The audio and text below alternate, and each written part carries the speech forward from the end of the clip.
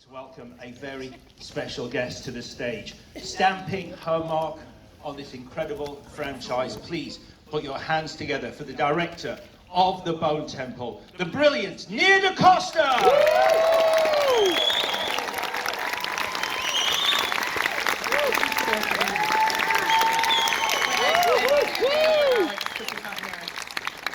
Guys, cheer for Alex Garland. Let's go.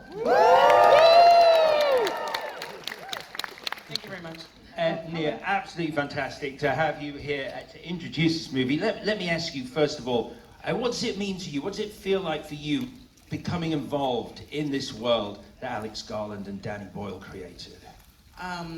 It's insane. I had the DVD in my house when I was like 12, and I watched it a lot, 28 Days Later, and it became one of my favorite films. It became a seminal piece of filmmaking for me, and it made me realize even more that I wanted to make movies. And so last year, when I found out this was happening and that I might be able to be the one to direct it, it was everyone says this when they talk about movies, but it was a dream come true. So stepping into it was so fun because I love Danny, I love Alex, and our producers are amazing. So it was a great experience, yeah. And in terms of, like I said, we're 6 months after 28 years later it hits cinemas. In terms of where the story picks up, first of all, where does the story pick up? And secondly, what is different about The Bone Temple to 28 years later? Yeah, so The Bone Temple, it picks up, I'd say, like maybe a day or two after Spike meets the Jimmies.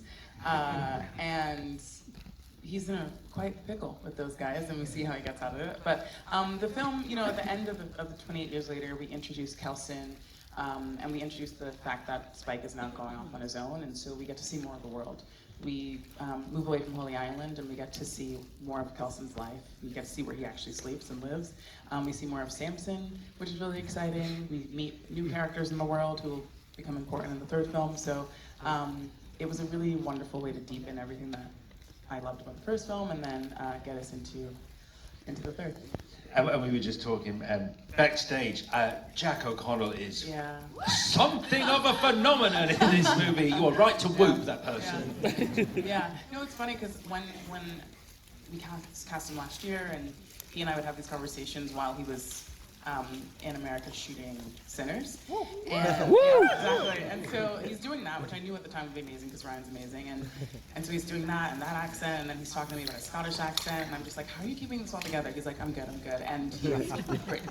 Like, it's amazing. So I'm really excited for people to have another villain moment for Jack O'Connell. Absolutely. And finally, I think you've described this movie as one of the most enjoyable filmmaking experiences of your life. And my favorite quote that I love, you let your freak flag fly on this film.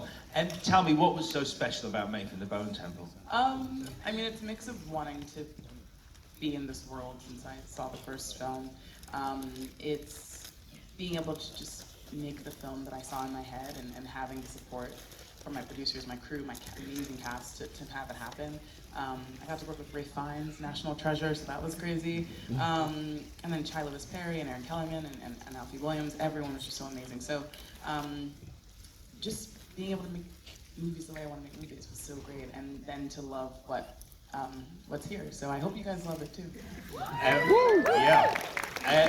Well, on that note, would you do the honors and introduce your movie, and I guess prepare our audience here at this very special screening what they are in store for over the next 2 hours? I could explain it to you and you'd still be like, what the hell did I just watch? So I'm just going to say thank you, first of all, for being here, for being fans of the franchise and of Danny and Alex's work. I hope that you don't find my diversion too diverting.